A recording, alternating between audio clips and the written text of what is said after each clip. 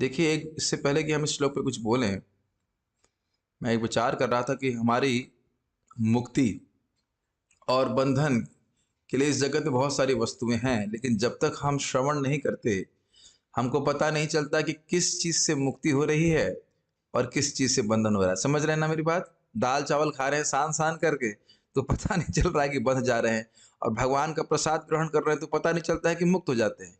तुलसी जी को देखना, नाम जप करना, भगवान को प्रणाम करना, ये तो बहुत आसान कार्य है, लेकिन जब तक व्यक्ति श्रवण नहीं करता है, वो इनके महत्व को नहीं समझ पाता और बड़ी आसानी से अपनी मुक्ति को छोड़ देता है। आसानी से मुक्ति प्राप्त नहीं करता है, आसानी से मुक्ति को त्याग देता है। क्योंकि पता नहीं है, तो इसलिए सुनना बहुत ज़रूरी है। तो कई बार लोग बोलते हैं, भाई तुम लोग जप कर रहे हो, तुम्हारा मन तो लग नहीं रहा है, केवल जीभ से हरे कृष्णा बोल रहे हो, तो प्रयोजन क्या है? क्या क्या फ़ायदा होगा?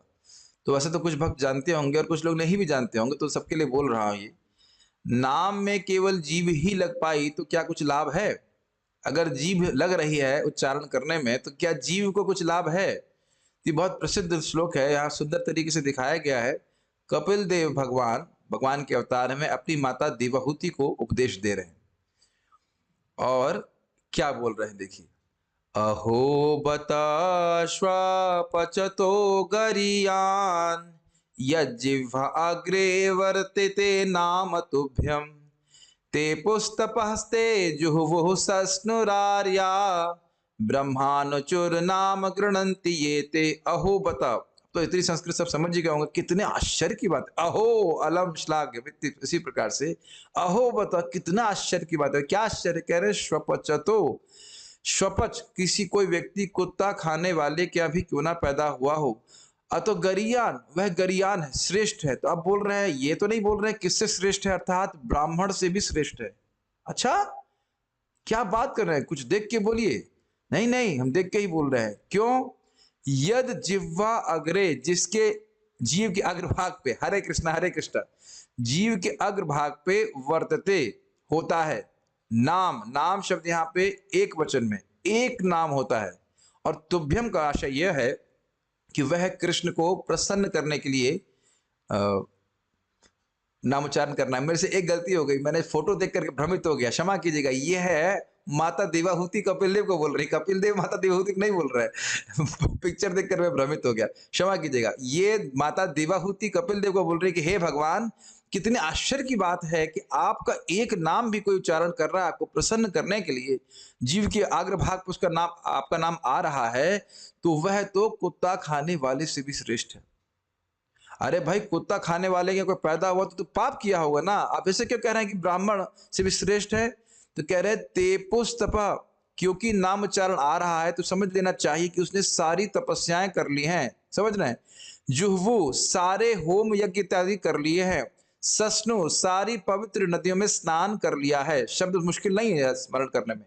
आर्य, एक आर्य के लिए जो भी आवश्यक है संस्कारित व्यक्ति के लिए, वह कर लिए हैं।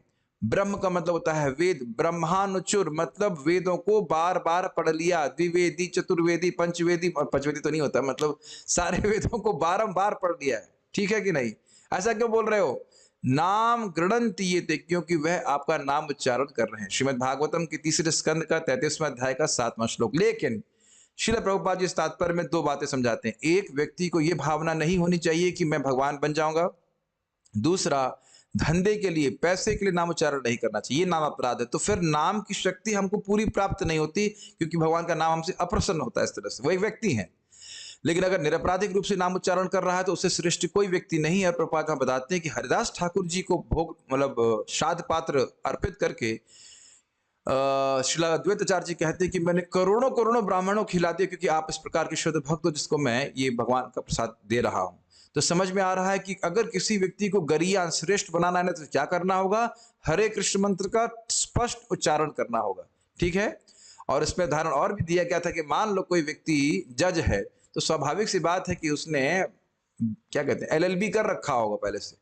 तो उसी प्रकार से कोई आज नाम जप कर रहा है तो यह स्थिति अपने आप नहीं आ गई है, अभी तो उसने पूर्व जन्म में सारी तपस्या कर ली, इसलिए जीव से स्फुरित हो रहा है हरे कृष्णा कृष्ण कृष्ण हरे हरे, हरे राम राम राम हरे हरे। लेकिन इससे दो शिक्षाएं और प्राप्त हो रही है। एक, नाम उच्चारण करने में आलस नहीं करना चाहिए।